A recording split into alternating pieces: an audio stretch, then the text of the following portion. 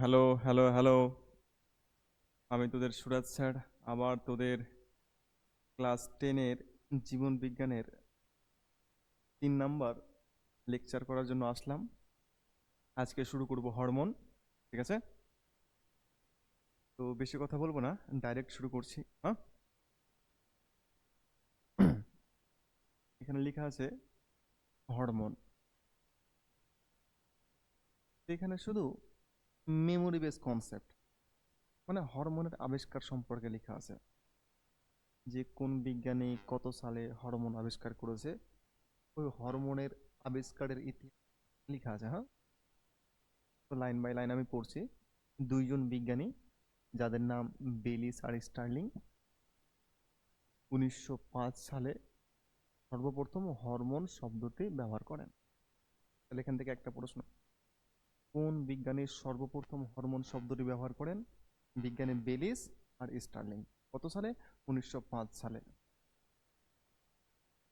এবার গ্রিক শব্দ, Greek word, Greek word হরমাও, এর মানে, এর মানে হচ্ছে জাগ্রত করা। এর মানে জাগ্রত করা বা উত্তেজিত করা।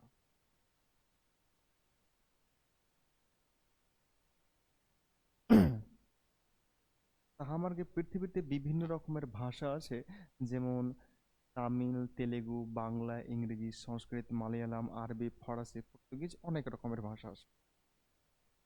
এখন দেখব হরমোনকে লিয়া, যে একটা গ্রিক শব্দ, গ্রিক শব্দ কি? হরমাও। হরমাও হচ্ছে একটা গ্রিক শব্দ, এর মানে হয়েছে জাগ্রত করা বা উত্তেজিত করা। এর এই হরমাও শব্দ থেকেই হরমোন শব্দের উৎপত্তি হয়েছে। গ্রিক শব্দ হরমাও, এর যার মানে জাগ্রত করা বা উত্তেজিত করা, আর এই হরমাও থেকে হরমোন শব্দের উৎপত্তি হয়েছে। 2 নম্বর পয়েন্টে ওটাই লেখা আছে। নেক্সট, দুইজন বিজ্ঞানী, লেখা আছে 1880 কিংবা 1881। বিভিন্ন বইয়ে বিভিন্ন রকম দেওয়া আছে, কোনো বইয়ে আছে 1880, কোনো বইয়ে আছে 1881। তোদের যেটা ইচ্ছা সেই সালটা তোরা দিয়ে দিবি। ঠিক আছে। চার্লস ডারউইন আর ফ্রান্সিস ডারউইন, এই দুইজন বিজ্ঞানী আলোকবৃত্তীয় পরীক্ষা থেকে উদ্ভিদে হরমোনের উপস্থিতি জানতে পারেন। ব্যাপারটাকে একটু বোঝাই। জীব, জীবের দুটা ক্যাটাগরি,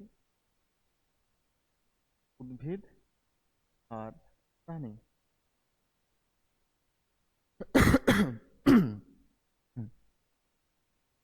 তো প্রাণীদের মধ্যে হরমোন থাকে, এই ব্যাপারটা আমরা জানি। উদ্ভিদের মধ্যে হরমোন থাকে, এই ব্যাপারটা এই দুইজন বিজ্ঞানী বলেছিল সর্বপ্রথম।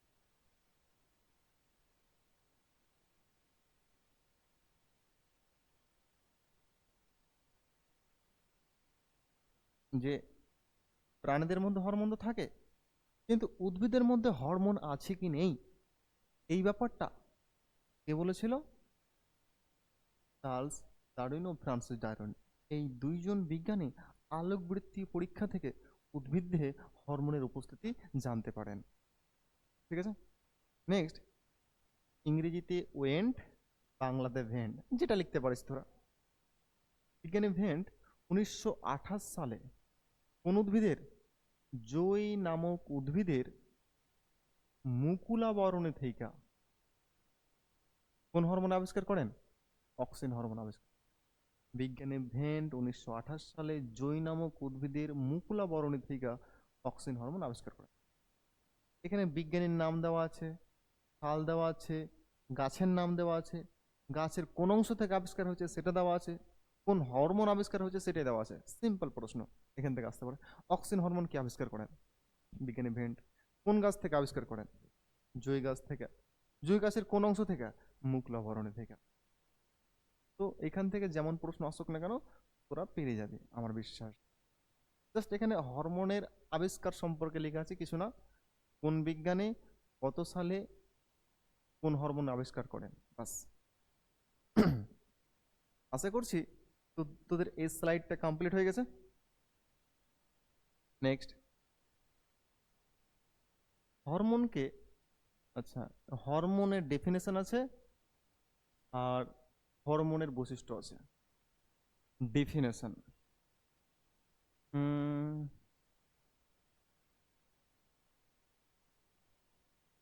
ডেফিনেশনটাকে আমি খুব শর্ট করে লিখে দিচ্ছি, হ্যাঁ, তোরা যেমনি পারবি অমনি লিখবি।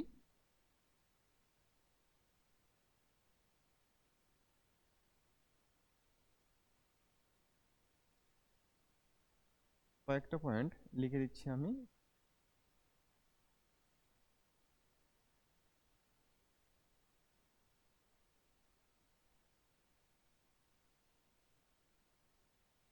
অন্তঃক্ষরা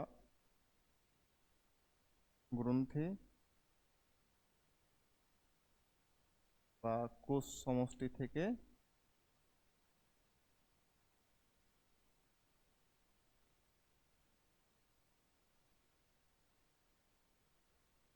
গঠিত হয়। একটা পয়েন্ট লিখলাম।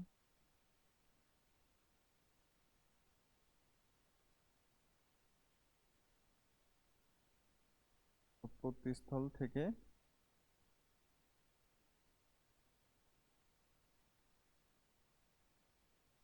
দূরবর্তী স্থানে আসে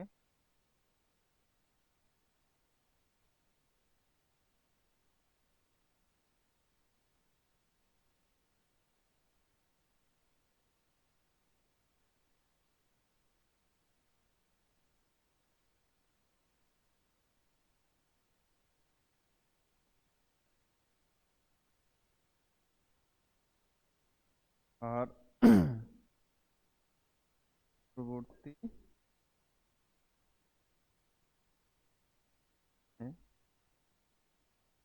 শেষে কাজ করার পর ধ্বংস হয়ে।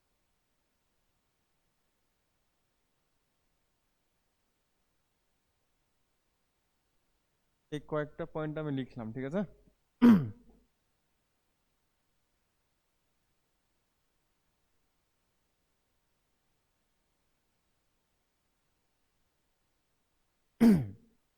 দেখ, এখানে একটু লিখে দে হালকা করে।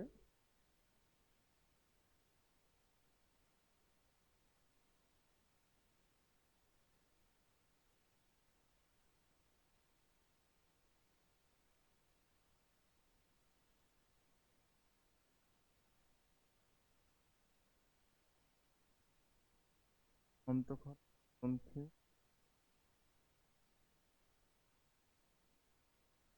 বৃক্ষরা গ্রন্থি আর মিশ্র গ্রন্থি। এবার দেখ, এবার তোরা একটু মনোযোগ দিয়ে শুন শুধু, হ্যাঁ। যে আমার যে শরীরে কিংবা প্রাণীদের মধ্যে গ্রন্থি তিন রকমের থাকে: অন্তঃক্ষরা গ্রন্থি, বহিঃক্ষরা গ্রন্থি আর মিশ্র গ্রন্থি। আমি এখন ডিটেলসে যাচ্ছি না। এই তিন রকমের গ্রন্থির মধ্যে শুধুমাত্র বা বেশিরভাগ অন্তঃক্ষরা গ্রন্থি থেকে হরমোন ক্ষরিত হয়। তাহলে প্রশ্ন আসতে পারে যে এই তিন রকমের গ্রন্থি থেকে কোন প্রকার গ্রন্থির থেকে বেশিরভাগ হরমোন ক্ষরিত হয়? তোর হবে অন্তঃক্ষরা গ্রন্থি। তার মানে কি অন্য কোনো জায়গা থেকে হরমোন ক্ষরিত হয় না? হয়, কিন্তু সব থেকে বেশি পরিমাণে বা বেশিরভাগ হরমোন অন্তঃক্ষরা গ্রন্থি থেকে ক্ষরিত হয়। সিম্পল জিনিস, আমাদের শরীরের মধ্যে কিংবা প্রাণীদের মধ্যে তিন রকমের গ্রন্থি থাকে: অন্তঃক্ষরা গ্রন্থি, বহিঃক্ষরা গ্রন্থি, মিশ্র গ্রন্থি। এই তিন রকমের গ্রন্থির মধ্যে বেশি পরিমাণে বা বেশিরভাগ হরমোন কোথা থেকে ক্ষরিত হয়? অন্তঃক্ষরা গ্রন্থি থেকে। এবার ওই জন্য লেখা আছে যে অন্তঃক্ষরা গ্রন্থি বা কোষ সমষ্টি। কারণ আমরা জানি যে জীবদেহ কোষ দিয়ে তৈরি, তাহলে আমাদের শরীরের সব জায়গাতে কোষ থাকবে, তার মানে কি অন্তঃক্ষরা গ্রন্থির মধ্যেও কোষ থাকবে, ওই জন্য লেখা আছে কোষ সমষ্টি বা অন্তঃক্ষরা গ্রন্থি। এবার হরমোন যেইখান থেকে ক্ষরিত হবে বা যেইখানে তৈরি হবে সেটাকে কি বলছি? উৎপত্তি। হরমোন যেই জায়গায় তৈরি হবে সেটাকে কি বলছি? উৎপত্তি স্থল। আর আরেকটা জিনিস এখানে ইম্পর্টেন্ট, যে বেশিরভাগ হরমোন যেখানে তৈরি হবে সেখানে কাজ করবে না। হরমোন যেখানে তৈরি হবে সেখানে কাজ করবে না, কাজ অন্য জায়গায় গিয়ে করবে কিংবা দূরে গিয়ে করবে। তাহলে হরমোন যেইখানে তৈরি হচ্ছে সেটা হচ্ছে উৎপত্তি স্থল, যেখানে গিয়ে কাজ করবে সেটা হচ্ছে দূরবর্তী স্থল। তাহলে উৎপত্তি স্থল মানে কি হরমোনের সৃষ্টি হওয়ার জায়গা কিংবা তৈরি হওয়ার জায়গা, যেখানে কাজ করবে সেটা দূরবর্তী স্থান কিংবা টার্গেট এরিয়া। এবার প্রশ্ন হচ্ছে, আমার গে হাত পা আছে, আমার গে বাইক সাইকেল গাড়ি আছে, যার সাহায্যে আমরা এক জায়গা থেকে অন্য জায়গায় যেতে পারি। হরমোনের তো হাত পা কিছুই তো নাই, তো ওরা এক জায়গা থেকে অন্য জায়গায় যাবে কেমনি কইরা? তো হরমোন উৎপত্তি স্থল থেকে দূরবর্তী স্থানে কিংবা এক জায়গা থেকে অন্য জায়গাতে যাবে দেহ তরলের সাহায্যে। দেহ তরল মানে দেহের ভিতরে যেই তরল আছে সেটাকে বলা হচ্ছে দেহ তরল, যেমন রক্ত। দেহ তরল মানে রক্ত। তাহলে উৎপত্তি স্থল থেকে দেহ তরল বা রক্তের সাহায্যে দূরবর্তী স্থানে যায়। এবার প্রশ্ন, হরমোন যেইখানে তৈরি হবে সেইখানে হরমোনের ঘনত্ব বেশি থাকবে, না যেইখানে কাজ করবে সেখানে হরমোনের ঘনত্ব বেশি থাকবে? তো হরমোন যেইখানে তৈরি হবে সেইখানে হরমোনের ঘনত্ব বেশি থাকবে, আর যেখানে গিয়ে কাজ করবে সেখানে হরমোনের ঘনত্ব কম থাকবে। তাহলে হরমোনের উৎপত্তি স্থল যদি এটা হয় তাহলে হরমোনের পরিমাণ এখানে বেশি, এইখানে যদি কাজ করে তাহলে হরমোন এইখানে কম পরিমাণে থাকবে। তাহলে হরমোন কোন দিক থেকে কোন দিকে যাচ্ছে? বেশি পরিমাণ থেকে কমের দিকে যাচ্ছে। একটা কনসেপ্ট, যে হরমোন যেখানে তৈরি হয় বা হরমোন যেখান থেকে সৃষ্টি হয় সেখানে হরমোনের ঘনত্ব বেশি থাকে। তাহলে উৎপত্তি স্থলে হরমোনের ঘনত্ব বেশি। হরমোন যেইখানে গিয়ে কাজ করবে সেখানে হরমোনের ঘনত্ব কম। তাহলে আমি কহিতে পারি যে হরমোন বেশি ঘনত্ব থেকে কম ঘনত্বের দিকে আসে। বেশি ঘনত্ব থেকে যদি কম ঘনত্বের দিকে আসে সেটাকে আমরা কি বলি? আমরা সেটাকে বলি ব্যাপন। কি বলি? ব্যাপন।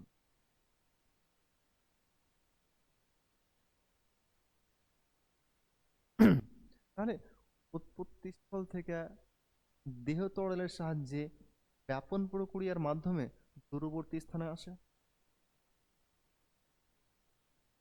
এবার আসবে, এমনি এমনি তো আসবে না, এক জায়গা থেকে আরেক জায়গাতে আসছে।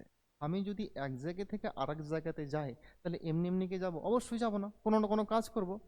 তো হরমোন উৎপত্তি স্থল থেকে দূরবর্তী স্থানে আসবে, আসার পর কাজ করবে। কি করবে? আসার পর কাজ করবে। কাজ করার পর কি হয়? কাজ করার পর হরমোনের অবস্থা কি হয়? কাজ করার পর হরমোনের অবস্থা হয় ইন্দা ভোগপ মা, মায়ের ভোগে। অর্থাৎ কাজ করার পর হরমোন ধ্বংস হয়ে যায়। ওটাই লেখা আছে, দূরবর্তী স্থানে এসে কাজ করার পর ধ্বংস হয়ে যায়। আশা করছি তোরা এই টুকরা কনসেপ্ট আর এইটুকু আর এইটুকু তোরা যদি বুঝে নিতে পারিস তাহলে হরমোনের ডেফিনেশন বুঝে নিতে পারবি। এই কথাগুলো সাজিয়ে খুবই ভদ্র ভাষাতে লেখা হয়। দেখ এখানে পাবি যে জৈব রাসায়নিক পদার্থের বিশেষ কোষ সমষ্টি বা অন্তঃক্ষরা গ্রন্থিকোষ থেকে ক্ষরিত হয়ে বা নিঃসৃত হয়ে দেহ তরলের সাহায্যে ব্যাপন প্রক্রিয়ায় উৎপত্তি স্থল থেকে দূরে বাহিত হয়ে কাজ করবে, কাজ করার পর ধ্বংস হবে, তাকে হরমোন বলে। কিছুই না, অন্তঃক্ষরা গ্রন্থি বা কোষ সমষ্টি থেকে ক্ষরিত হবে, উৎপত্তি স্থল থেকে দূরবর্তী স্থানে যাবে, দেহ তরলের সাহায্যে ব্যাপন প্রক্রিয়ার মাধ্যমে যাবে, কাজ করার পর ধ্বংস হবে। এই কথাটাই হরমোনের ডেফিনেশনে অতিরিক্ত ভদ্র ভাষাতে সাজিয়ে লেখা হয়। তোরা যদি কনসেপ্ট বুঝে নিতে পারিস আমার বিশ্বাস তোদের কোনো প্রবলেম হবে না। এইবার লেখা আছে হরমোনের বৈশিষ্ট্য।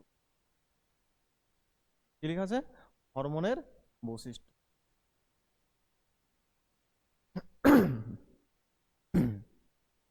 হরমোন খুব স্বল্প মাত্রায় ক্রিয়াশীল, মানে আমার যে শরীরের গ্রোথ আর ডেভেলপমেন্টের জন্য কিংবা সবকিছুর জন্যই হরমোন দরকার হয়। প্রশ্ন হচ্ছে, বেশি মাত্রায় হরমোন দরকার হয় না খুবই খুবই কম মাত্রায়? খুবই কম মাত্রায়। হরমোন খুবই স্বল্প মাত্রায় ক্রিয়াশীল, মানে খুবই কম পরিমাণে লাগবে। 2 নম্বর পয়েন্টটা খুব ইম্পর্ট্যান্ট। প্রয়োজনের চেয়ে কম বা বেশি হইতে হলে দেহের শারীরবৃত্তি ক্রিয়ায় বিঘ্ন ঘটে। 2 নম্বর পয়েন্টটা একটু ইম্পর্ট্যান্ট। এবার এই 2 নম্বর পয়েন্টটাকে আমি লবণের সাহায্যে বোঝানোর চেষ্টা করছি। তোরা জানিস কোনো সবজি কিংবা তরকারি, কোনো সবজি কিংবা তরকারি কিংবা মাছ মাংসর স্বাদ ভালো হবে না খারাপ হবে সেটা পুরোপুরি নির্ভর করে লবণের ওপর। এবার এমনি করে ভাব, তরকারিতে যতটা লবণ দেওয়ার কথা বা যতটা লবণ লাগার কথা তার থেকে যদি কম পরিমাণে লবণ দিয়ে দিই তাও তরকারি খারাপ হয়ে যাবে। কিংবা তরকারিতে যতটা লবণ লাগার কথা তার থেকে যদি কম দিয়ে দিই তাও খারাপ হবে। আর যতটা লবণ লাগার কথা তার থেকে বেশি দিতে গেলেও লবণ খারাপ, এই তরকারি খারাপ হয়ে যাবে। মুদ্রা কথা হচ্ছে এইটা, মানে তরকারিতে যতটা লবণ লাগবে তার থেকে বেশি দিতে গেলেও তরকারি খারাপ, কম দিতে গেলেও তরকারি খারাপ। একদম সেম কনসেপ্ট এইখানে। হরমোনের যতটা প্রয়োজন ততটার থেকে যদি কম থাকে কিংবা তার থেকে যদি বেশি থাকে তাহলে শরীর খারাপ হবে। দেহে হরমোনের যতটা পরিমাণ দরকার তার থেকে যদি বেশি পরিমাণে থাকে তাও খারাপ, কম পরিমাণে থাকতে গেলেও খারাপ। কাজ করার পর হরমোন ধ্বংস হয়ে যায়, একটু আগেই বললাম দ্রুত শরীর থেকে নির্গত হয়,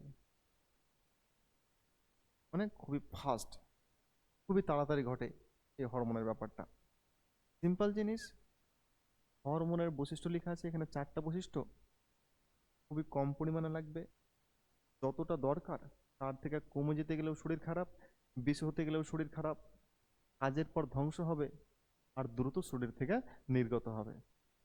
আশা করছি এই স্লাইডটাও তোদের কমপ্লিট। যদি কোথাও অসুবিধা হয় তাহলে তোরা কমেন্ট টমেন্ট করে জানাবি। নেক্সট, হরমোনকে রাসায়নিক সমন্বয়ক বলা হয় কেন?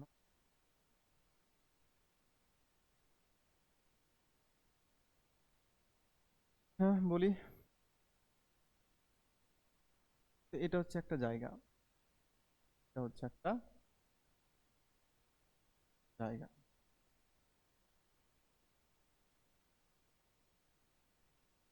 আর এটা হচ্ছে একটা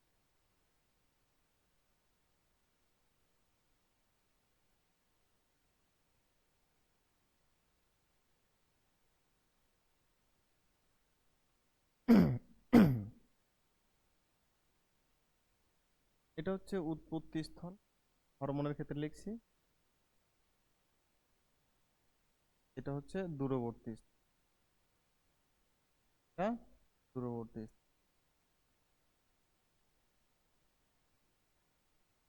এবার হরমোন এই জায়গা থেকে ক্ষয়িত হচ্ছে,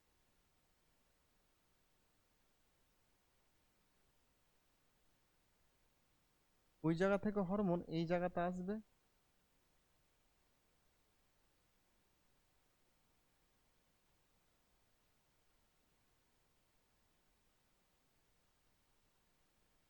ওই জায়গা থেকে হরমোন এই জায়গাতে আসবে,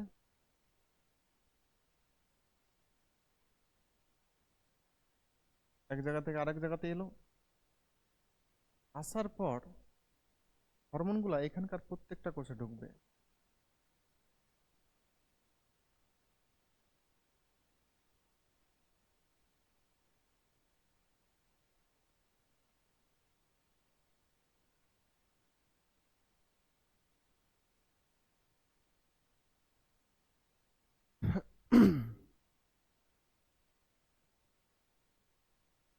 হরমোন শরীরের কোনো একটা জায়গা থেকে তৈরি হচ্ছে, যেই জায়গা থেকে থেকে তৈরি হচ্ছে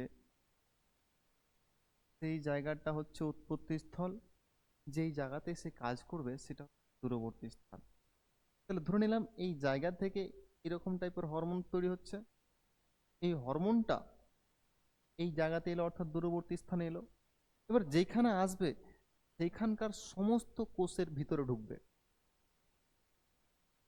এই জায়গা থেকে হরমোন তৈরি হলো, ওই জায়গা থেকে হরমোন এই জায়গাতে এলো, এই জায়গাতে এসে এখানকার সমস্ত কোষের ভিতরে ঢুকবে, সমস্ত কোষের ভিতরে ঢুকবে, ঢুকার পরে কোষের সমস্ত কাজ করবে। ঠিক আছে?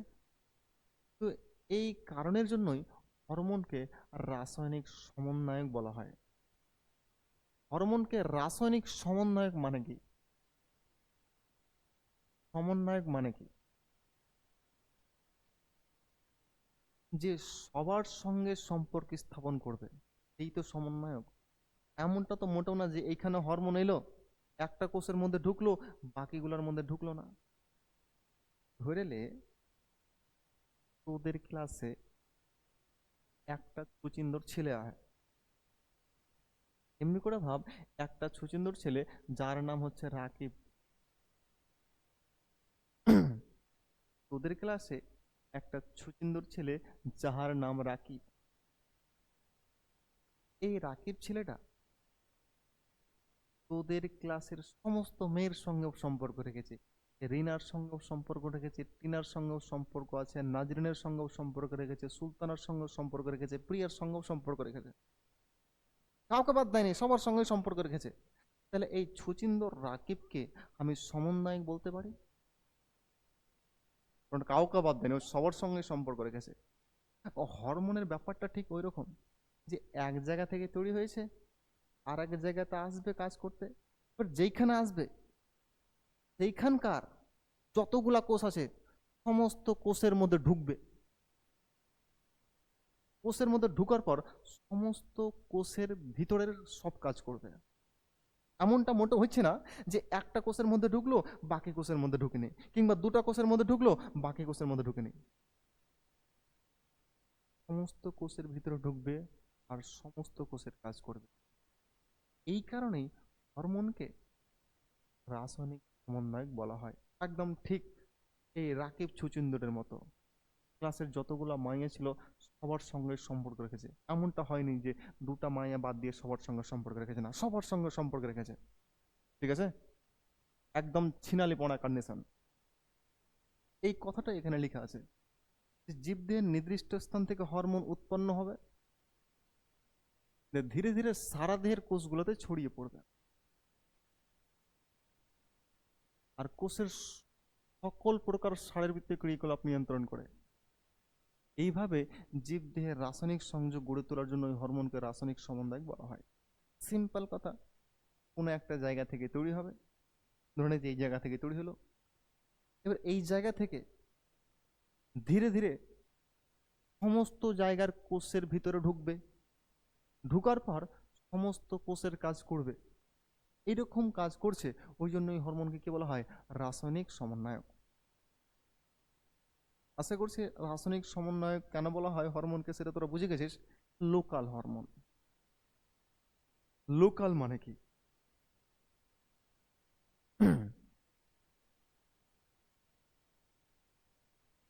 লোকাল মানে কি? লোকাল মানে স্থানীয়। যেমনি করে ভাব যে মালদা টাউনে জন্মগ্রহণ করেছে, মালদাতেই কাম করছে, তার মানে সে লোকাল। কিন্তু মালদাতে জন্মগ্রহণ করেছে আর ও ব্যাঙ্গালোরে কাম করছে, তাকে কি লোকাল বলা যেতে পারে? পারে না। লোকাল মানে হচ্ছে স্থানীয়। লোকাল মানে কি? লোকাল মানে হচ্ছে স্থানীয়। লোকাল মানে স্থানীয়, যে যেইখানে জন্মগ্রহণ করবে সেখানেই কাজ করবে, এর মানে হচ্ছে লোকাল। যেমন মালদা টাউনে জন্মগ্রহণ করেছে, মালদাতেই কাজ করছে, এক্ষেত্রে লোকাল বলতে পারি। আর মালদা টাউনে জন্মগ্রহণ করেছে, ব্যাঙ্গালোরে কাজ করছে, তাকে আমি লোকাল কহিতে পারি না। এবার এখানে একটা পয়েন্ট, যে ধরে নে যে হরমোন এই জায়গা থেকে তৈরি হচ্ছে, বা সিম্পল বলে দিচ্ছি মুখে আমি, ঠিক আছে, যে হরমোন যেই জায়গা থেকে তৈরি হয় সেই জায়গাতে কিংবা তার আশেপাশের এলাকাতে যদি কাজ করে, এরকম হরমোনকে আমরা লোকাল হরমোন বলি। লোকাল মানে স্থানীয়, এই ব্যাপারটা বুঝে গেলে কোনো ব্যাপারই না। যেইখানে হরমোন সৃষ্টি হইবে বা যেইখানে হরমোনের উৎপত্তি হইবে, হরমোন সেখানেই কাজ করবে বা তার আশেপাশে কাজ করবে, ওরকম হরমোনদের বলা হয় লোকাল হরমোন। দেখ,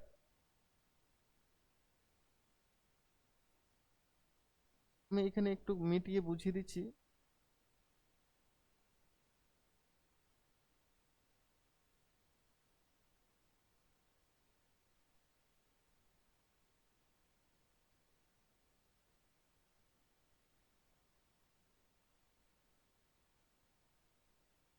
এখানে ব্যাপারটা দেখ, এখানে খুব সুন্দর হবে।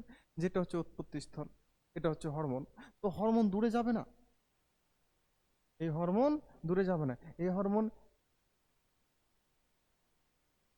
হরমোন দূরে যাবে না, এর আশেপাশে কিংবা এই এলাকাতেই কাজ করবে। ওই জন্য বলছে যে হরমোন উৎপত্তি স্থল থেকে দূরে না গিয়ে, কি লেখা আছে, দূরে না গিয়ে উৎপত্তি স্থলে কিংবা তার আশেপাশের অঞ্চলে বা নিকটবর্তী অঞ্চলে কাজ করছে, তাদের কি বলা হয়, লোকাল হরমোন। কি বলা হয়, লোকাল হরমোন।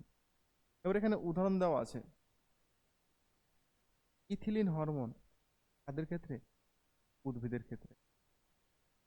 প্রোস্টাগ্ল্যান্ডিন কাদের ক্ষেত্রে, প্রাণীদের ক্ষেত্রে। এবার তোদের মনের মধ্যে প্রশ্ন আসতেই পারে যে স্যার, আপনি কহিলেন যে হরমোন এক জায়গা থেকেই তৈরি হয় আর এক জায়গাতে গিয়ে কাজ করে, আর আপনি এখন কইছেন যে যেইখানে তৈরি হয় সেখানেই কাজ করছে।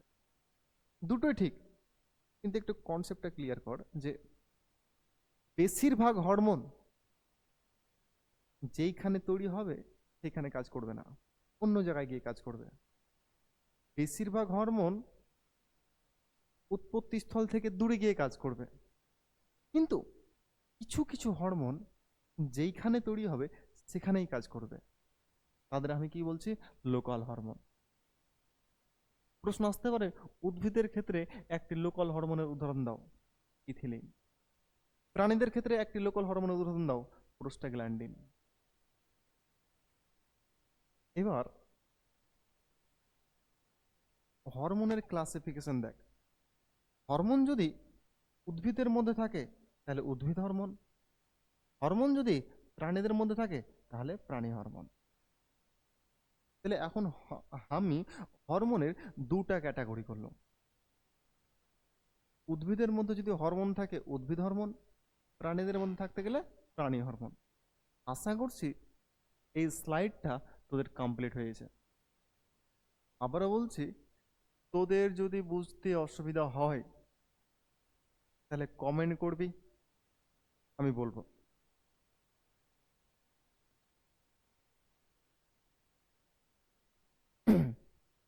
এবার একটু আগে দেখলাম না যে হরমোনের দুটো ক্যাটাগরি, উদ্ভিদ হরমোন আর প্রাণী হরমোন। এখন কাকে নিয়ে পড়বো, উদ্ভিদ হরমোনকে নিয়ে পড়বো। ওই জন্য হেডিং প্লান্ট হরমোন বা উদ্ভিদ হরমোন বা ফাইটো হরমোন বা বৃদ্ধি নিয়ন্ত্রক পদার্থ, সব একই জিনিস। প্লান্ট হরমোন বা উদ্ভিদ হরমোন বা ফাইটো হরমোন বা বৃদ্ধি নিয়ন্ত্রক পদার্থ একই জিনিস। প্রশ্ন যেটা দিয়ে আসুক তোরা যেতে পারিস।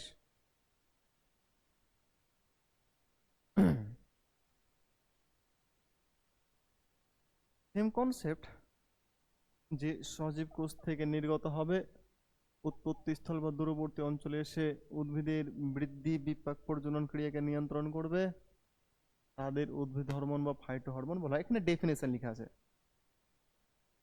এবার প্রশ্ন হচ্ছে যে এদের ক্ষেত্রে অন্তঃক্ষরা গ্রন্থিটা লেখা নাই কেন?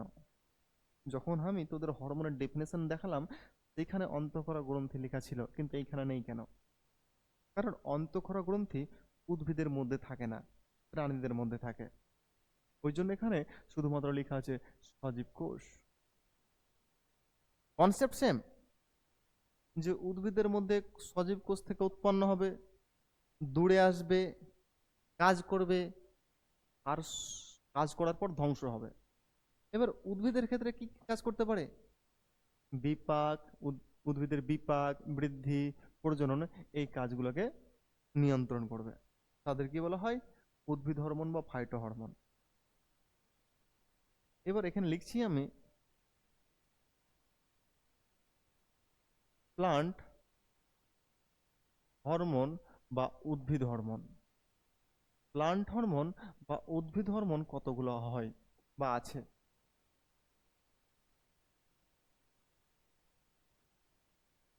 এমনি করে ভাব, অক্সিন,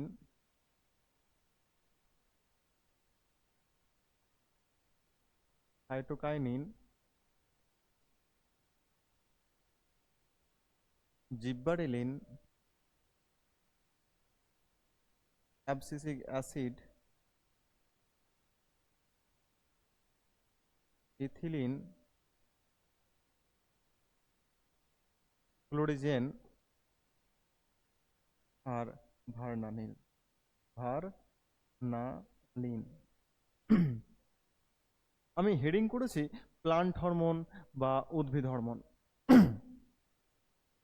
তো auxin, cytokinin, gibberellin, abscisic acid, ethylene, florigen, vernalin, এগুলো হচ্ছে উদ্ভিদ হরমোন। আরো কতগুলো আছে,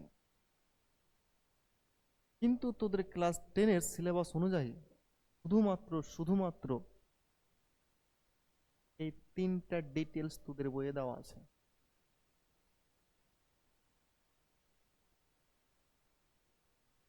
আমি আমি এখানে এতগুলা উদ্ভিদ হরমোনের নাম লিখেছি, কিন্তু সবগুলার সম্পর্কে আলোচনা করা তোদের বইয়ে নাই।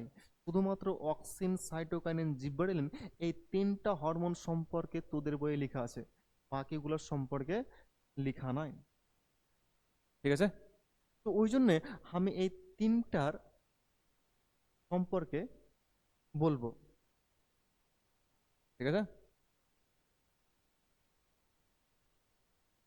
তাহলে আমি এখন মিটিয়ে দিচ্ছি।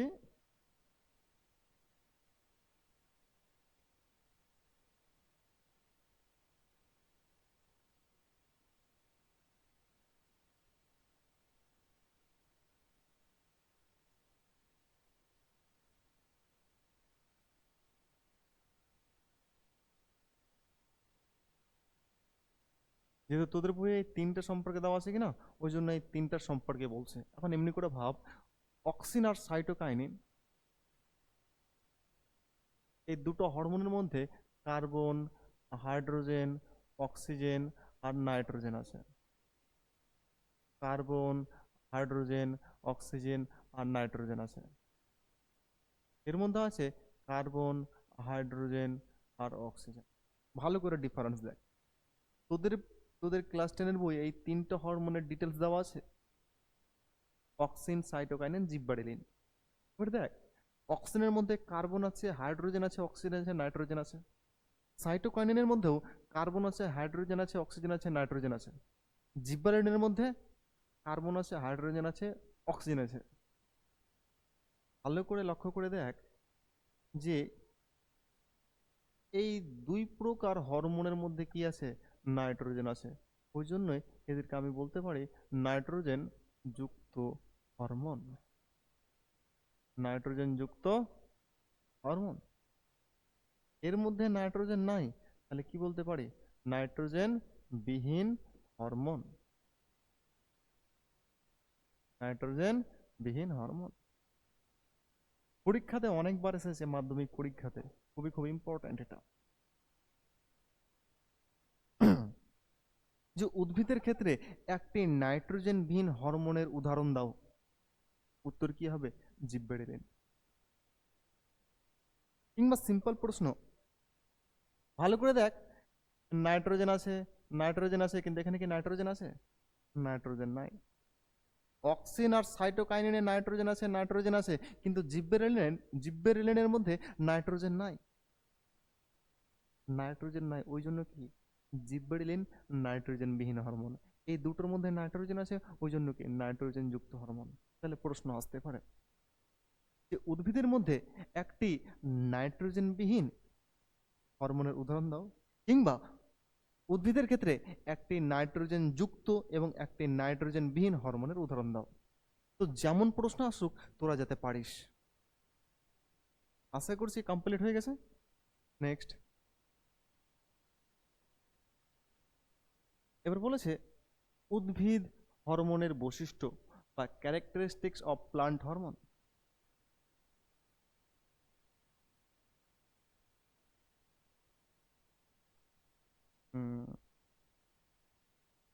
তো কটা পয়েন্ট আলোচনা করব?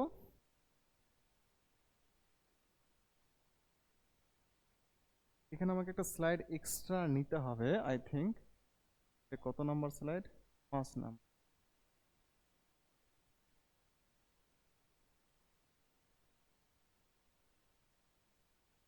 হুম। উদ্ভিদ হরমোনের বৈশিষ্ট্য, এই উদ্ভিদ হরমোনের বৈশিষ্ট্যতে কটা পয়েন্ট আলোচনা করা হবে? 4টা। 1 নম্বরে উৎস, 2 নম্বরে পরিবহনের ধরন, 3 নম্বরে কাজ, 4 নম্বরে পরিণতি। তো এখান থেকে অনেক রকমের এমসিকিউ, ট্রু ফলস, শূন্যস্থান পূরণ আসতে পারে, কিংবা 3 মার্কের ডিরেক্ট প্রশ্ন আসতে পারে। এখান থেকে 3 মার্কের ডাইরেক্ট প্রশ্ন আসতে পারে যে উদ্ভিদ হরমোনের বৈশিষ্ট্য লিখো, কিংবা এমসিকিউ, শর্ট, শূন্যস্থান পূরণ, সত্য মিথ্যা সব রকমের প্রশ্ন আসতে পারে। হুম। তো প্রথমে দেখবো উৎস। উদ্ভিদ হরমোন প্রধানত কাণ্ড ও মূলের, কোথার? কাণ্ড ও মূলের অগ্রস্থ ভাজক কলা থেকে উৎপন্ন হয়। এই লাইনটা। এছাড়াও ভ্রূণমূল, ভ্রূণমুকুল, ভ্রূণমুকুল, বীজপত্র, মুকুলিত পত্র, শস্য, ফল ইত্যাদিতে উদ্ভিদ হরমোন থাকে বা পাওয়া যায়। এমনি করে ভাব যে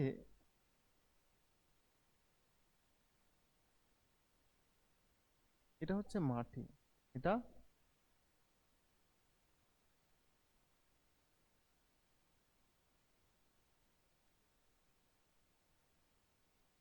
এটা কাণ্ড, এটা মূল।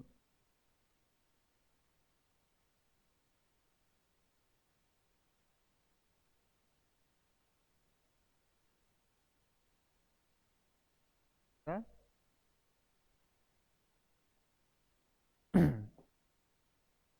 মাটির উপরেরটা কাণ্ড, মাটির নিচেরটা মূল। এবার এটা হচ্ছে কাণ্ডের অগ্রভাগ, লাল বিন্দিটা। এটা হচ্ছে মূলের অগ্রভাগ, লাল বিন্দিটা। এমনি করে ভাব যে এটা হচ্ছে মাটি, একটা গাছ, গাছ মাটির নিচেরটাকে মূল বলছি, উপরেরটাকে কাণ্ড বলছি। তাহলে কাণ্ডের উপরের ভাগ হচ্ছে এটা, মানে কাণ্ডের অগ্রভাগ। এটা কি? কাণ্ডের অগ্রভাগ। মাটির নিচেরটা মূল, তাহলে এক্ষেত্রে মূলের অগ্রভাগ হচ্ছে এটা। দেখ, তো মূলের অগ্রভাগ আর কাণ্ডের অগ্রভাগ এগুলোতে কি থাকে? ভাজক কলা। কি থাকে? ভাজক কলা।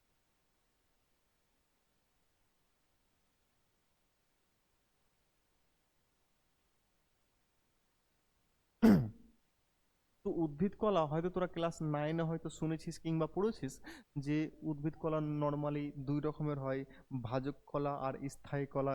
স্থায়ী কলার আবার অনেকগুলো ভাগ পড়েছিস তোরা, ঠিক আছে? এমনি করে ভাব, উদ্ভিদের মূলের অগ্রভাগে ভাজক কলা থাকে, কাণ্ডের অগ্রভাগেও ভাজক কলা থাকে। আর এই ভাজক কলা থেকে কি তৈরি হয়? হরমোন। কি তৈরি হয়? হরমোন। তাহলে আমি কইতেই পারি উদ্ভিদের কাণ্ড ও মূলের অগ্রভাগের ভাজক কলা থেকে কি তৈরি হয়? হরমোন তৈরি হয়। বলতেই পারি। ওই পয়েন্টটা এখানে লেখা আছে, কাণ্ড ও মূলের অগ্রস্থ ভাজক কলা থেকে উৎপন্ন হয়। এছাড়া উদ্ভিদের মধ্যে কি থাকতে পারে? ফুল, ফল, পাতা, বীজ, শস্য, ভ্রূণমূল, ভ্রূণমুকুল। উদ্ভিদের মধ্যে তো এগুলো থাকে না, যে kidney, heart, lungs, liver, brain, এগুলো তো থাকে না। ওদের মধ্যে পাতা, ফুল, ফল, বীজ, ভ্রূণমূল, ভ্রূণমুকুল এরকম পার্টস গুলো থাকে, আর ওগুলোতেই হরমোন থাকে। তো মেইনলি কোথায় পাওয়া যাচ্ছে? কাণ্ড ও মূলের অগ্রস্থ ভাজক কলা থেকে উৎপন্ন হয়। পরিবহনের ধরন, এর আগেও বলেছি যে উদ্ভিদ হরমোন হোক কিংবা প্রাণী হরমোন হোক কিংবা সিম্পল হরমোন হোক, কোন প্রক্রিয়ার সাহায্যে বাহিত হবে? ব্যাপন প্রক্রিয়ায়। কোন প্রক্রিয়ার সাহায্যে? ব্যাপন প্রক্রিয়ায়। এবার আমাদের শরীরে কিংবা প্রাণীদের শরীরে হরমোন এক জায়গা থেকে অন্য জায়গায় যাচ্ছিল দেহ তরলের সাহায্যে। উদ্ভিদ দেহে কার সাহায্যে যাবে? জাইলেম ও ফ্লোয়েম কলার সাহায্যে। তাহলে প্রশ্ন আসতে পারে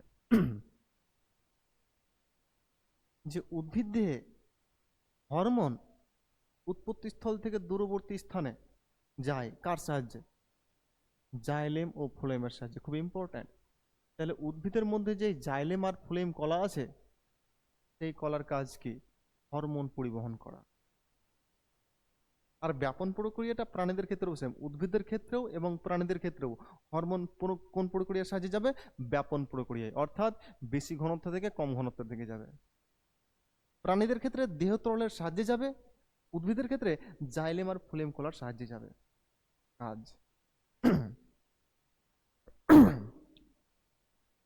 তাহলে পরিবহনের ধরন কমপ্লিট, উৎস কমপ্লিট। এবার দেখব কাজ। হরমোন উদ্ভিদের বিপাক ক্রিয়া নিয়ন্ত্রণ করে। বিপাক ক্রিয়া মানে কি? বিপাক, এমনি করে ভাব, উদ্ভিদ দেহ কিংবা প্রাণী দেহ সবাই জীবের মধ্যেই পড়ছে। আমার ঘে পৃথিবীতে যতগুলা জীব আহে সবার ভিতরেই হাজার হাজার রাসায়নিক বিক্রিয়া চলে। প্রত্যেকটা জীবের ভিতরেই হাজার হাজার রাসায়নিক বিক্রিয়া চলে। সেই রাসায়নিক বিক্রিয়াকেই একসঙ্গে কি বলা হয়? বিপাক। ধরেলে চম্পা একটা মাইয়া, তাহলে চম্পা একটা জীব। চম্পার শরীরের ভিতরে ধরে নিলাম যে চম্পার শরীরের ভিতরে 50,000 রাসায়নিক বিক্রিয়া চলছে। চম্পা একটা মাইয়া লোক, তার মানে ও একটা জীব। চম্পার শরীরের ভিতরে 50,000 রাসায়নিক বিক্রিয়া চলছে। এই 50,000 রাসায়নিক বিক্রিয়াকে আমি এক কথায় বলবো বিপাক। তাহলে জীবের ভিতরে যতগুলা রাসায়নিক বিক্রিয়া ঘটে তাদেরকে একসঙ্গে কি বলা হয়? বিপাক। উদাহরণটা আমি চম্পার ক্ষেত্রে দিলাম, তার মানে এই নয় যে শুধুমাত্র চম্পার ক্ষেত্রে ঘটবে না। আমার যে পৃথিবীতে যতগুলা জীব আছে সবার শরীরের ভিতরে হাজার হাজার রাসায়নিক বিক্রিয়া ঘটে। রাসায়নিক বিক্রিয়াকে এক কথায় কি বলছে? বিপাক। তো হরমোন উদ্ভিদের বিপাক ক্রিয়া নিয়ন্ত্রণ করে, অর্থাৎ উদ্ভিদের ভিতরে যতগুলা রাসায়নিক বিক্রিয়া হবে সবকিছু নিয়ন্ত্রণ করবে। উদ্ভিদের বৃদ্ধি, বৃদ্ধি মানে কি? সিম্পল জিনিস, ছোট থেকে বড় হবে, অর্থাৎ ছোট উদ্ভিদ ছোট থাকতে গেলে সেটাকে বড় করবে। উদ্ভিদের বৃদ্ধি আর কোষ বিভাজন নিয়ন্ত্রণ করে। কোষ বিভাজন খুব ইম্পর্টেন্ট টার্ম, এটা একটা। এমনি করে ভাব, পরের স্লাইডে যাই। তো এটা হচ্ছে একখান কোষ, এটা হচ্ছে একখান কোষ। কোষটা একটু বড় হলো, বড় হওয়ার পর মিডিলে একটা খাঁজের সৃষ্টি হলো। দেখ, খাঁজ বরাবর দুটা কোষ হয়ে গেল। মিডিলে যেটা খাঁজ হয়েছে না, সেই খাঁজ বরাবর দুটা কোষ হয়ে গেল। একটা কোষ, কোষটা বড় হলো, বড় হওয়ার পর কি হয়ে গেল? খাঁজ হয়ে গেল। খাঁজ বরাবর দুটা কোষ সৃষ্টি হয়ে, তাহলে এখানে লিখছি আমি দুটো কোষ।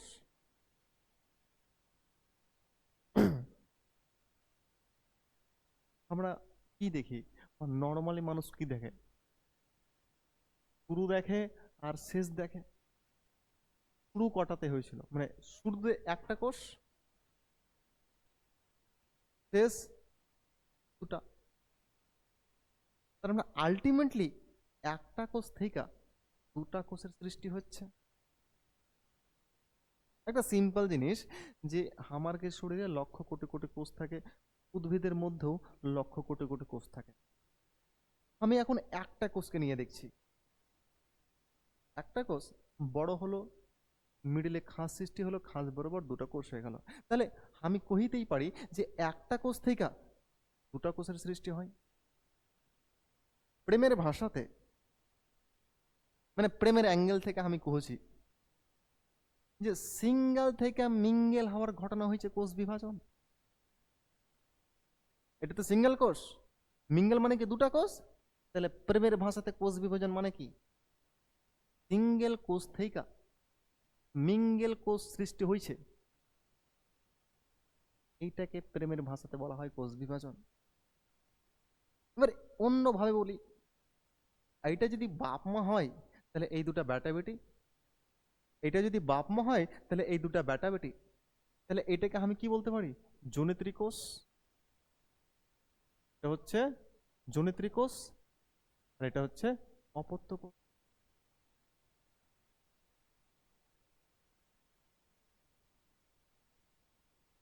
আমি প্রেমের ভাষাতে কি কহিলাম যে সিঙ্গেল থেকে মিঙ্গেল হয়েছে, এটা কোষ বিভাজন। অন্যরকম ভাবে যদি বলি যে জনিত্রী কোষ থেকে অপত্য কোষ সৃষ্টি হয়, এই ঘটনাটাকে কি বলা হয় কোষ বিভাজন। কি বলা হয় কোষ বিভাজন। তাহলে উদ্ভিদের মধ্যে লক্ষ কোটি কোটি কোষ থাকে, ওদের কোষগুলো বিভাজিত হয়। আর উদ্ভিদের মধ্যে এইরকম কোষ বিভাজন এমনি এমনি ঘটে না হরমোনের সাহায্যে ঘটে? হরমোনের সাহায্যে ঘটে। এটাই লেখা আছে রে, উদ্ভিদের বৃদ্ধি আর কোষ বিভাজন নিয়ন্ত্রণ।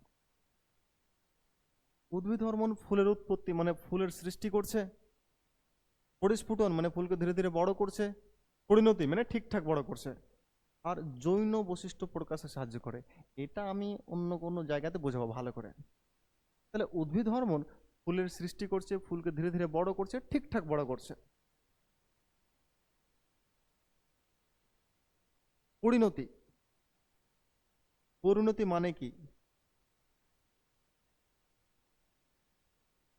মানে একটা, মানে কথা বলি এখানে, যে আমার গে পৃথিবীতে যারা জন্মগ্রহণ করেছে তারা একদিন না একদিন মরবে, গ্যারেন্টি মরবে।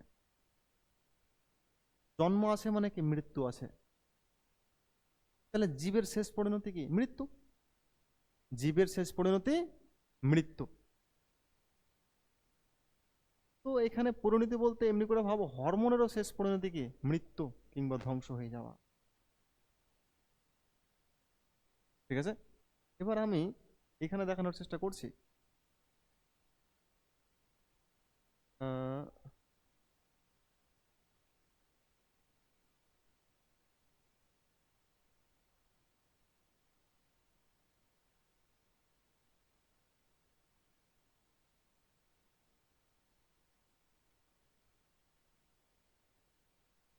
তোদের বইয়ে তিনটা উদ্ভিদ হরমোন ছিল, তো আমি তিনটাকে দিয়ে বোঝানোর চেষ্টা করছি। একটা হচ্ছে অক্সিন,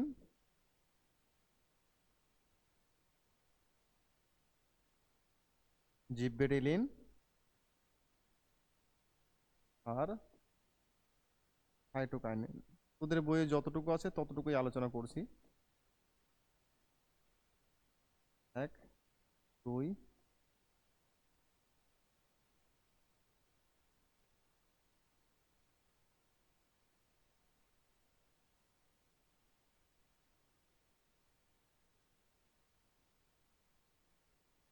ধ্বংস, ধ্বংস, ধ্বংস।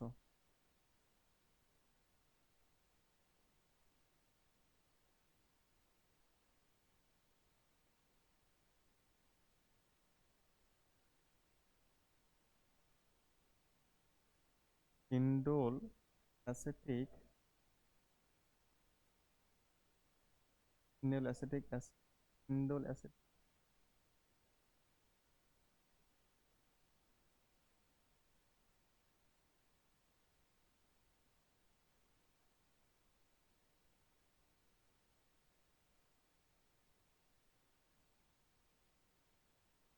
লিখ,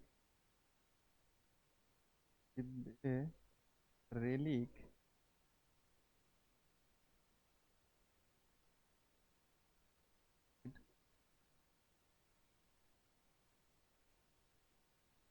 অক্সিডেজ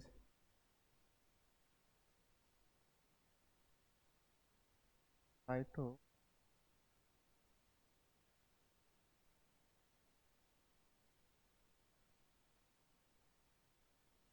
এবার দেখ, আমি কহিলাম যে আমাকে পৃথিবীতে যারা জন্মগ্রহণ করবে তারা মরবে, এটা হচ্ছে জীবের শেষ পরিণতি। একদম হরমোনের পরিণতিও সেম, ঠিক আছে? হরমোনের শেষ পরিণতি হচ্ছে ধ্বংস হয়ে যাওয়া। আমি কি কইলাম যে জন্মগ্রহণ করতে গেলে মরতে হবে, এটা চরম সত্য কথা। কিন্তু প্রশ্ন হচ্ছে, কেউ কি নিজের ইচ্ছায় মরে? আমার যে পৃথিবীতে বেশিরভাগ মানুষ কেউ নিজের ইচ্ছায় মরতে চাইবে না। সেম ঘটনা এখানে।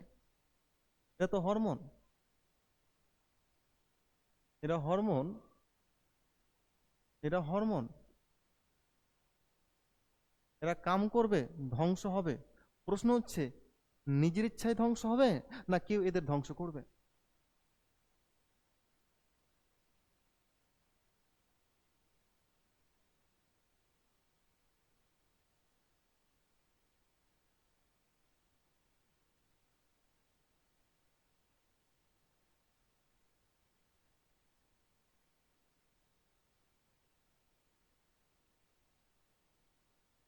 হুম।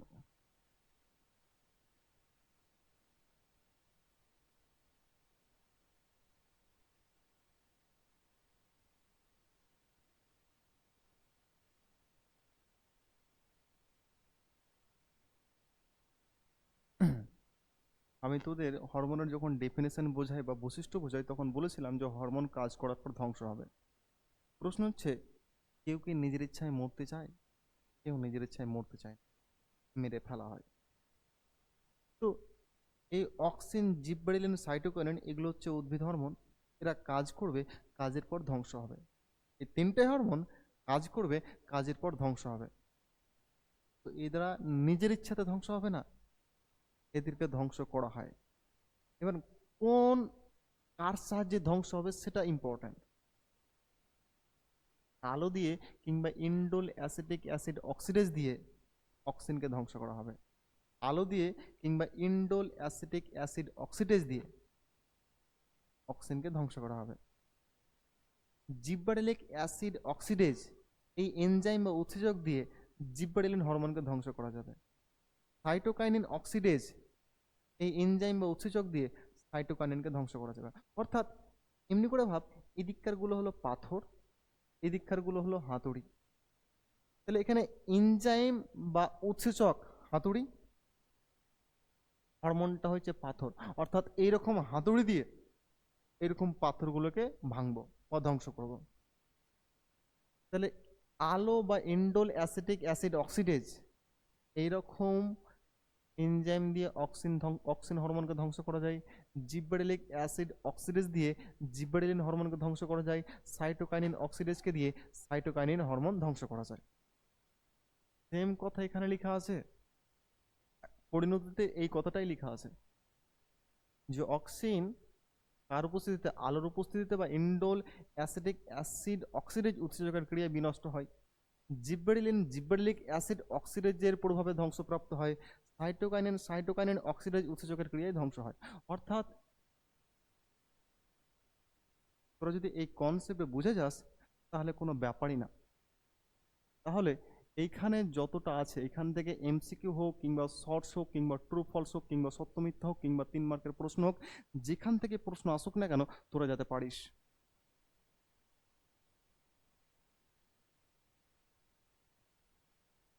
নেক্সট, খুবই সহজ জিনিস এখানে লেখা আছে, উদ্ভিদ হরমোনের ভূমিকা বা কাজ বা গুরুত্ব।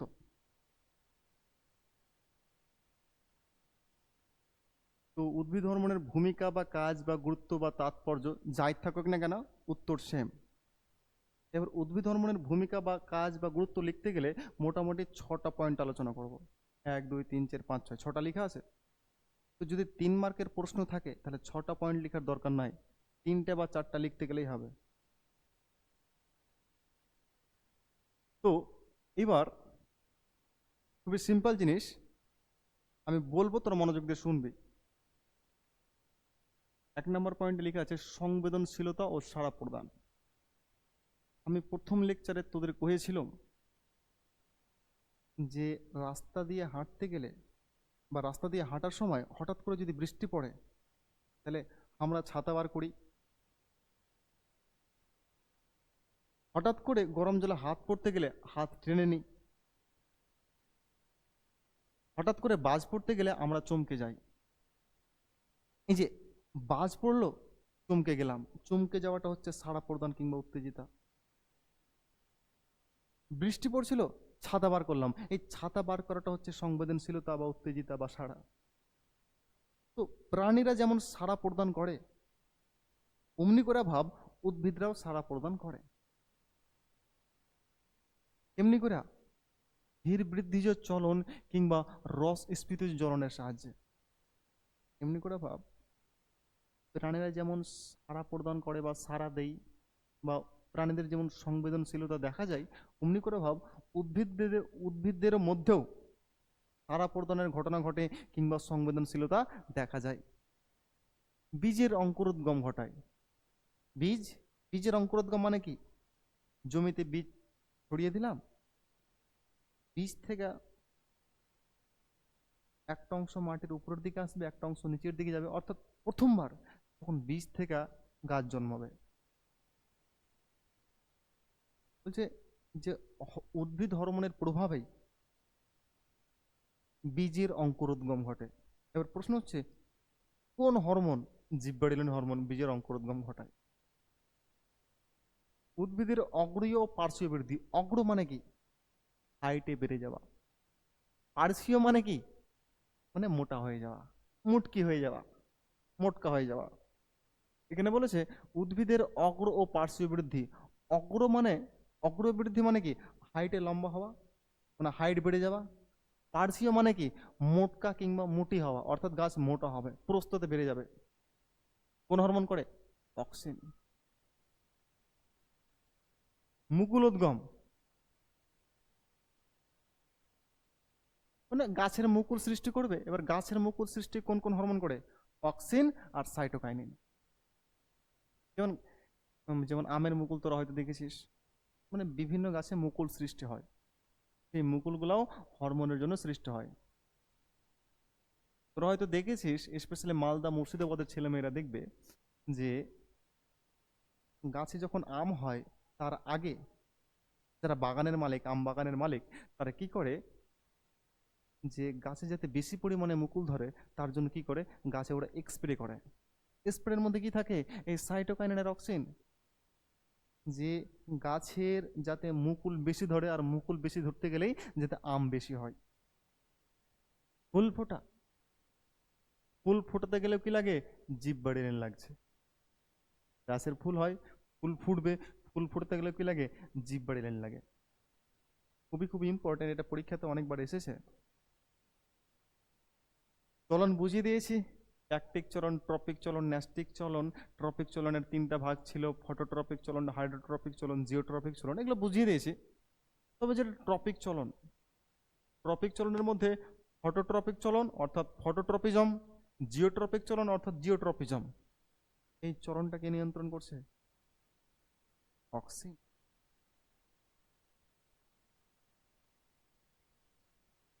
দেখ, অক্সিন ট্রপিক চলন নিয়ন্ত্রণ করে, তাহলে প্রশ্ন আসতে পারে ট্যাকটিক চলন, ট্রপিক চলন, ন্যাস্টিক চলন কোন প্রকার চলন হরমোন দ্বারা নিয়ন্ত্রিত হয়? উত্তর হবে ট্রপিক চলন। নেক্সট, ট্রপিক চলন কোন হরমোন নিয়ন্ত্রণ করে, বা কোন হরমোন দ্বারা ট্রপিক চলন নিয়ন্ত্রিত হয়? অক্সিন। উদ্ভিদ হরমোনের ভূমিকা বা কাজ বা গুরুত্ব লিখো, 3 মার্কের যদি আসে 3-4টা পয়েন্ট লিখবি, কিন্তু এখান থেকেও শর্ট প্রশ্ন আসতে পারে। ঠিক আছে? যে বীজের অঙ্কুরোদ্গম ঘটায় কোন উদ্ভিদ হরমোন? জিব্বারেলিন। অগ্রীয় পার্শ্ব বৃদ্ধি ঘটায় কোন হরমোন? অক্সিন। মুকুলোদ্গম ঘটায় কোন হরমোন? অক্সিন আর সাইটোকাইনিন। ফুল ফোটায় কোন হরমোন? জিব্বারেলিন। ট্রপিসরা নিয়ন্ত্রণ করে কোন হরমোন? অক্সিন। তাহলে এখান থেকে 3 মার্কের প্রশ্ন আসুক, কিংবা এমসিকিউ আসুক, কিংবা শর্ট 1 মার্কের আসুক, তোরা যাতে পারিস।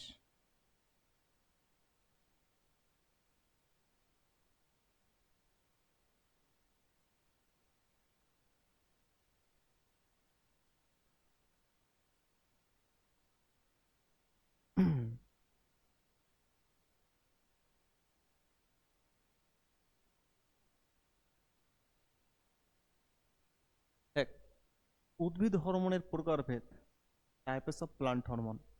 এখানে উদ্ভিদ হরমোনকে 2টা ক্যাটাগরিতে ভাগ করা হয়েছে।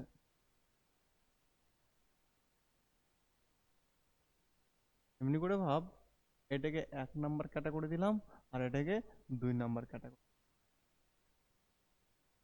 ঠিক আছে? যেমন মানুষকেও আমি 2টা ক্যাটাগরিতে ভাগ করতে পারি রঙের ভিত্তিতে। কালুয়া মানুষ না ফর্সা মানুষ, সাদা না কালা। কিংবা হাইটের ভিত্তিতেও ভাগ করতে পারি, লম্বা না বেঁটে। কিংবা প্রেমের ভিত্তিতে ভাগ করতে পারি, সিঙ্গেল না মিঙ্গেল। বিহার ভিত্তিতেও ভাগ করতে পারি, বিবাহিত না অবিবাহিত। মনে করে ভাব, উদ্ভিদ হরমোনকে মেলাই রকম ভাবে ভাগ করা যায়। উদ্ভিদ হরমোনকে মেলাই রকম ভাবে ভাগ করা যায়। এখন আমি উদ্ভিদ হরমোনকে 2 রকম ভাবে ভাগ করছি। কত রকম ভাবে ভাগ করছি? 2 রকম ভাবে। রাসায়নিক প্রকৃতি ও সৃষ্টির পদ্ধতি অনুসারে, আর একটা হচ্ছে কার্য অনুসারে।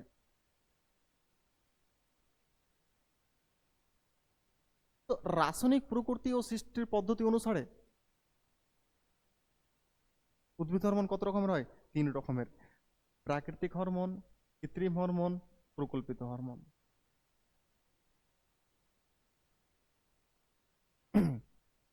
কার্য অনুসারে 3 রকমের হয়: বৃদ্ধি সহায়ক, বৃদ্ধি বিলম্বকারক, আর বৃদ্ধি রোধক। আবারও বলছি, উদ্ভিদ হরমোনকে মেলাই রকম ভাবে ভাগ করা যায় বা যেতে পারে। এখন আমি উদ্ভিদ হরমোনকে 2 রকম ভাবে ভাগ করলাম। একটা হচ্ছে রাসায়নিক প্রকৃতি ও সৃষ্টির পদ্ধতি অনুসারে, আর একটা হচ্ছে কার্য অনুসারে। রাসায়নিক প্রকৃতি ও সৃষ্টির পদ্ধতি অনুসারে 3 রকমের হয়: প্রাকৃতিক হরমোন, কৃত্রিম হরমোন, প্রকল্পিত হরমোন। কার্য অনুসারে 3 রকমের হয়: বৃদ্ধি সহায়ক, বৃদ্ধি বিলম্বকারক, আর বৃদ্ধি রোধক। তো প্রত্যেকটার উদাহরণ দেওয়া আছে, আমি এদের হালকা করে ডিটেলসে বলবো। ঠিক আছে? পরের পেজে এখানে একটু ছোট করি।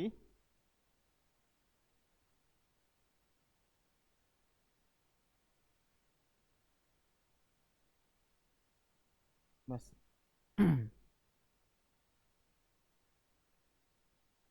প্রাকৃতিক মানে কি? প্রাকৃতিক মানে কি?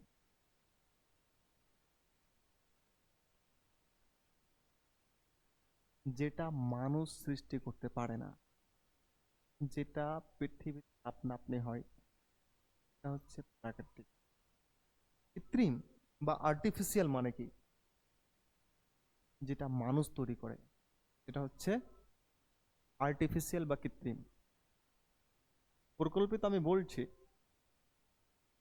এখানে প্রাকৃতিক আর কৃত্রিম মানেটা বলবো। প্রাকৃতিক মানে মানুষের দ্বারা তৈরি নয়,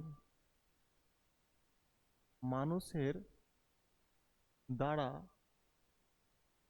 তৈরি নয়। কৃত্রিম মানে মানুষ দ্বারা তৈরি, মানুষ দ্বারা সৃষ্টি বা তৈরি।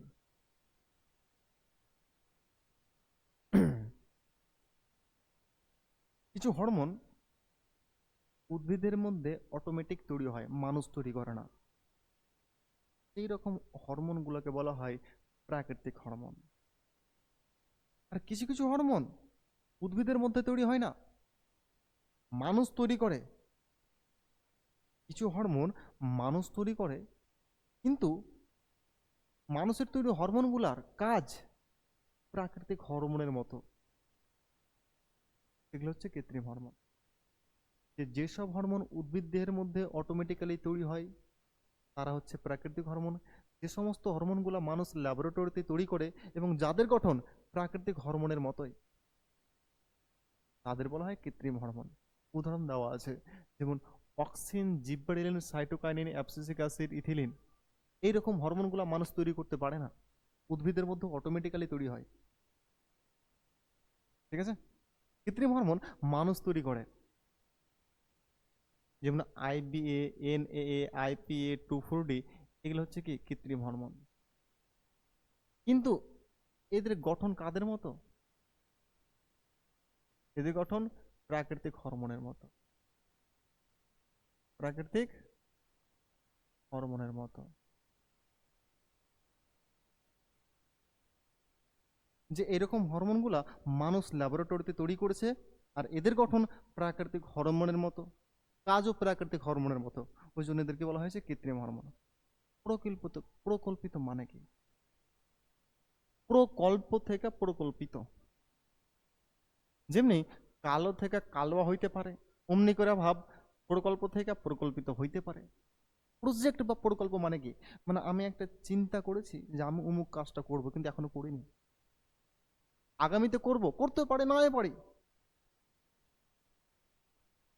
সেম কনসেপ্ট এখানে, যে কিছু হরমোন উদ্ভিদের মধ্যে পাওয়া গেছে, কিছু কাজ করে, কিন্তু কি কাজ করে সেটা জানা যায়নি। মানে বিজ্ঞানীরা, কিছু কিছু বিজ্ঞানী অনুমান করেছে যে উদ্ভিদের মধ্যে আরো কিছু সংখ্যক হরমোন আছে, উপস্থিতি জানতে পেরেছে, কিন্তু আলটিমেটলি কোথায় পাওয়া যাচ্ছে, কোন অংশে পাওয়া যাচ্ছে সেটা জানতে পারছে না। আরো কিছু সংখ্যক উদ্ভিদ হরমোন পাওয়া গেছে, বিজ্ঞানীরা বুঝতে পারছে, কিন্তু উদ্ভিদের কোন অংশে পাওয়া যাচ্ছে সেটা বুঝতে পারছে না, কি কাজ করছে সেটা বুঝতে পারছে না। ওই রকম হরমোনদের বলা হয় পরিকল্পিত হরমোন। এখানে লেখা আছে ফ্লোরিজেন আর ভার্নালিন। অনেকেই মনে করে যে এই হরমোনটা উদ্ভিদের ফুল ফোটায়। কি ফোটায়? ফুল ফোটায়। কিন্তু এগুলো হচ্ছে আনুমানিক কাজ, মানে আইডিয়াতে বলছে, অ্যাপ্রোপ্রিয়েট বা সঠিকভাবে এখনো বলতে পারছে না। আশা করছি এটা ইজি ছিল, হয়ে গেছে। নেক্সট, বৃদ্ধি সহায়ক, বৃদ্ধি বিলম্বকারক আর বৃদ্ধি রোধক।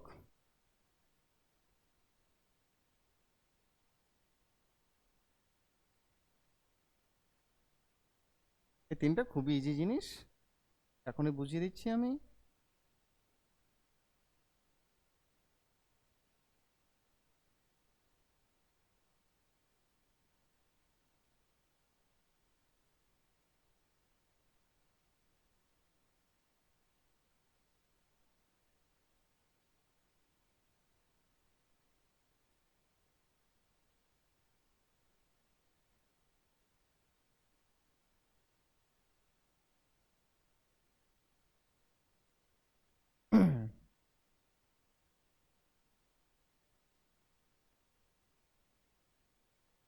এটার নাম হচ্ছে চম্পা,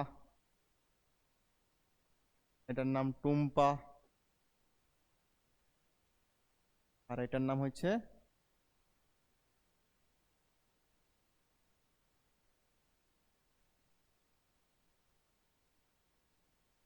সোনালি। এমনি করে ভাব, এখানে আমি তিনটা গাছ নিলাম, ঠিক আছে? একটা গাছের নাম দিলাম আমি চম্পা, একটা গাছের নাম দিলাম টুম্পা, একটা গাছের নাম দিলাম সোনালি।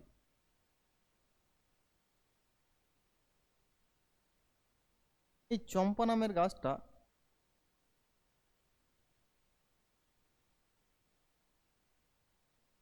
বড় হয়ে গেল,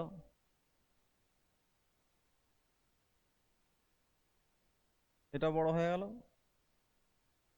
এইটা বড় হইল না। এমনি করে ভাব।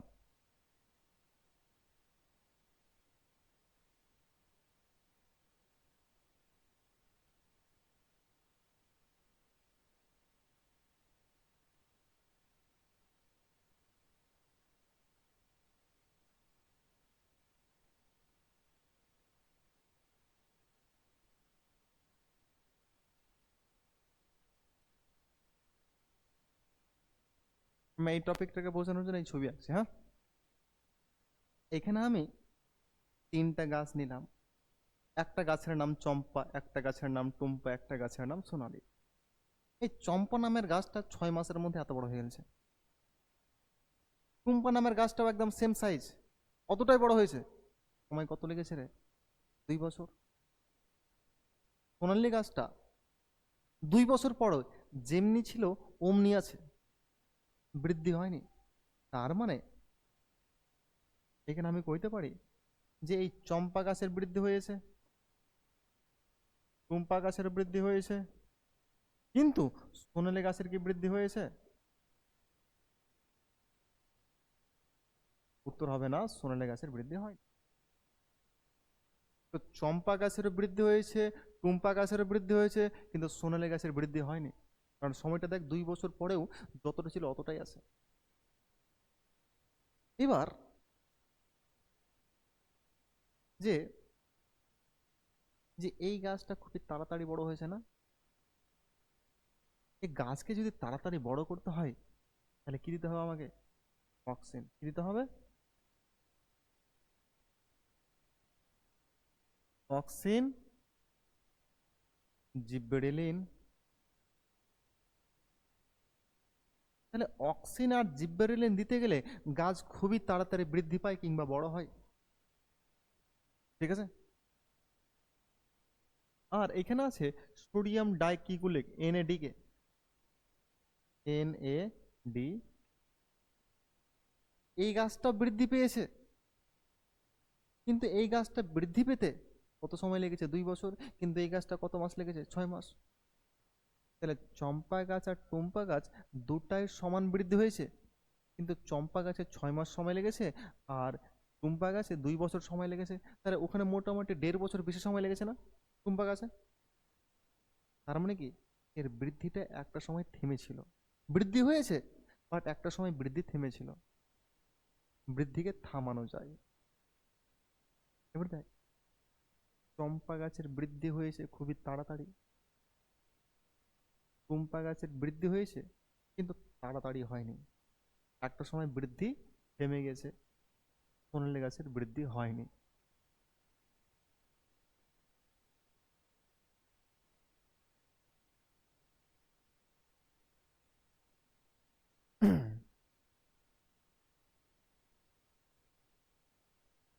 এবার দেখ,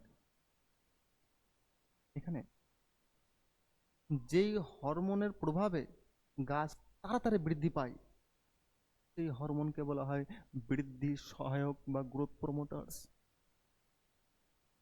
যেই হরমোনের প্রভাবে কিংবা যাদের জন্য উদ্ভিদের বৃদ্ধি খুবই তাড়াতাড়ি হয় তাদের বলা হয় বৃদ্ধি সহায়ক বা গ্রোথ প্রমোটার্স। যাদের প্রভাবে উদ্ভিদের বৃদ্ধি তো হবে কিন্তু তাড়াতাড়ি হবে না, লেটে বৃদ্ধি হবে, তাদের বলা হয় বৃদ্ধি বিলম্বকারক বা গ্রোথ রিটার্ড্যান্স। বৃদ্ধি তো হবে বাট লেট করে হচ্ছে। বৃদ্ধি রোধক, বৃদ্ধি তো হবে না, বরঞ্চ বৃদ্ধি থামিয়ে দেবে কিংবা বন্ধ করে দেবে কিংবা কমিয়ে দেবে, তাদের বলা হয় বৃদ্ধি রোধক। ঠিক আছে। তো এখানে অক্সিন আর জিব্বারেলিন বৃদ্ধির সহায়ক, সোডিয়াম ডাইকুকুলেট বৃদ্ধি বিলম্বকরক, অ্যাবসিসিক অ্যাসিড আর ইথিলিন বৃদ্ধি রোধক। মানে যারা খুব তাড়াতাড়ি বৃদ্ধি করিয়ে দিচ্ছে, খুবই কম সময়ে গাছের বৃদ্ধি যারা তাড়াতাড়ি করিয়ে দিচ্ছে তারা বৃদ্ধি সহায়ক। উদাহরণ কি? Auxin, gibberellin, indole butyric acid, indole propionic acid. বৃদ্ধি বিলম্বকারক, বৃদ্ধি করাবে বাট লেট করে করাবে।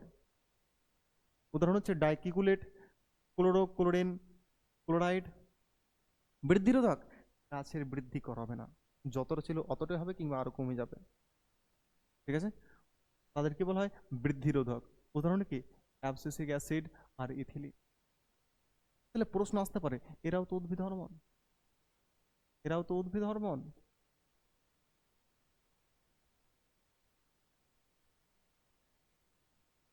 এরাও উদ্ভিদ হরমোন, এরাও উদ্ভিদ হরমোন, এরাও উদ্ভিদ হরমোন। তাহলে প্রশ্ন আসতে পারে, এমন একটি এমন একটা উদ্ভিদের হরমোনের এমন একটা উদ্ভিদ হরমোনের নাম লিখো যার সাহায্যে উদ্ভিদের বৃদ্ধি খুবই দ্রুত হারে হয়। কিংবা এমন একটা উদ্ভিদ হরমোনের নাম লিখো যার সাহায্যে উদ্ভিদের বৃদ্ধি মোটেই হয় না, বৃদ্ধি বন্ধ হয়ে যায়। তাহলে উদ্ভিদের বৃদ্ধি তাড়াতাড়ি হয় এমন একটা উদ্ভিদ হরমোন হচ্ছে অক্সিন, জিব্বারেলিন, যে কোনো একটা দিতে পারি। উদ্ভিদের বৃদ্ধি থেমে যায় বা বন্ধ হয়ে যায় এমন একটা উদ্ভিদ হরমোন হচ্ছে অ্যাবসিসিক অ্যাসিড কিংবা ইথিলিন। আশা করছি এটাও হয়ে গেছে।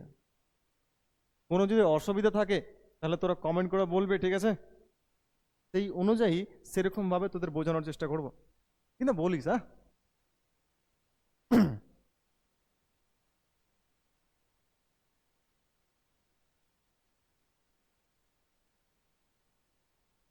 এবার এখানে পুরো নাম দেওয়া আছে, হ্যাঁ। তো মাধ্যমিক পরীক্ষাতে তোরা যখন মাধ্যমিক পরীক্ষা দিবি তো হতে পারে যে এর মধ্যে একটা বা দুটা পুরো নাম পেয়ে যাবি তোরা, ঠিক আছে? তো এখানে যতগুলো পুরো নাম আছে কিনা, বেশি নাই, হয়ে গেল আর একটা স্লাইড আছে। তো এখানে যতগুলো পুরো নাম আছে পড়বি। হতে পারে তোদের মাধ্যমিক পরীক্ষায় একটা বা দুটো চলে এসেছে, ঠিক আছে? তো আমি একবার রিপিট করিয়ে দিচ্ছি তোদের সঙ্গে সঙ্গে। আইপিএ এর পুরো নাম কি? আই দিয়ে ইন্ডোল, পি দিয়ে প্রোপিওনিক, এ দিয়ে অ্যাসিড। আইপি এর পুরো নাম ইন্ডোল প্রোপিওনিক অ্যাসিড। আইবি এর পুরো নাম indole butyric acid. N A এর পুরো নাম কি? ন্যাপথক্সি অ্যাসিটিক অ্যাসিড, কিংবা তোরা চাইলে দিতে পারিস ন্যাপথালিন অ্যাসিটিক অ্যাসিড। এমসিপি এর পুরো নাম কি? Two methyl four chlorophenoxy acetic acid. 2,4-D, 2,4 dichlorophenoxy acetic acid. NADK sodium dikegulac. CCC মানে ট্রিপল সি পুরো নাম chloro chlorine chloride. IAA indole acetic acid. TIBA tri iodo benzoic acid. IAN indole acetonitrile. IPOA indole pyruvic acid. IAALD indole acetaldehyde. মানে এখানে যতগুলো পুরো নাম আছে এগুলো মেমোরি বেস কনসেপ্ট, তোরা পড়বি, হ্যাঁ। হতে পারে মাধ্যমিক পরীক্ষায় তোদের যে কোনো একটা বা দুটো চলে এসেছে পুরো নাম, বা ডান স্তম্ভ বাম স্তম্ভ দিয়ে আসতে পারে। তো পুরো নামগুলো তোরা অবশ্যই পড়বি। হ্যাঁ, এইখানে হরমোন আর উৎসেচকের পার্থক্য দেওয়া আছে, ঠিক আছে? কেটে গেছে নাকি?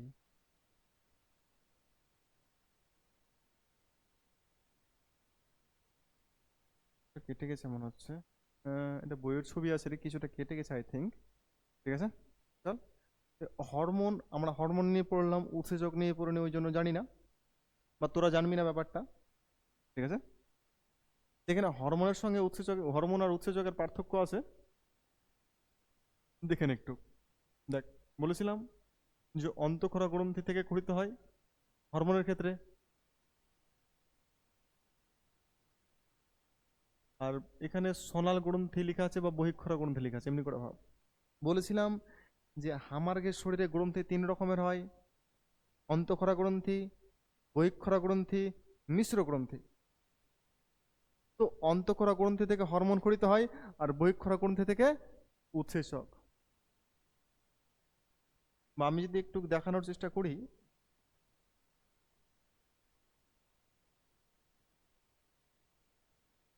হুম, দেখাচ্ছে, একটু মনে করে দেখ। অন্তঃক্ষরা গ্রন্থি,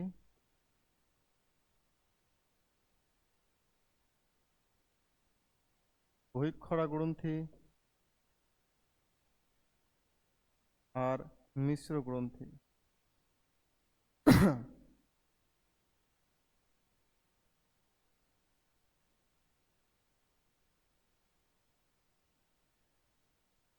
তো হামার্গের শরীরে গ্রন্থি তিন রকমের হয়। অন্তঃক্ষরা গ্রন্থি থেকে কি ক্ষরিত হচ্ছিল? হরমোন। আর বহিঃক্ষরা গ্রন্থি থেকে ক্ষরিত হয় উৎসেচক,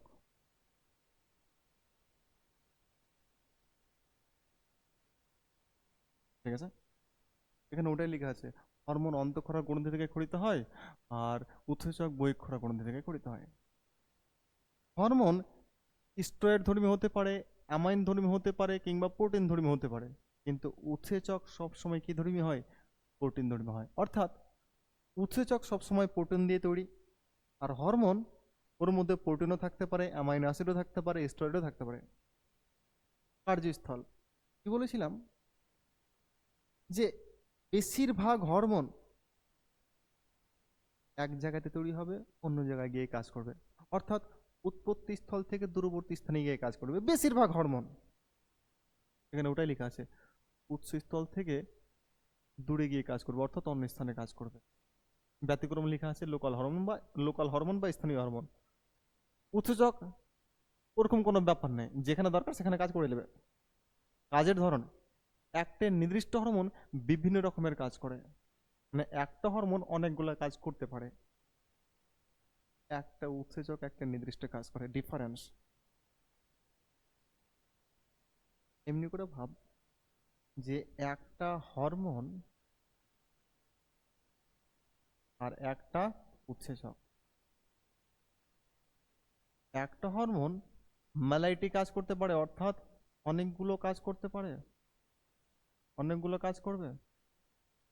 আর একটা উৎসেচক একটা নির্দিষ্ট কাজ করবে।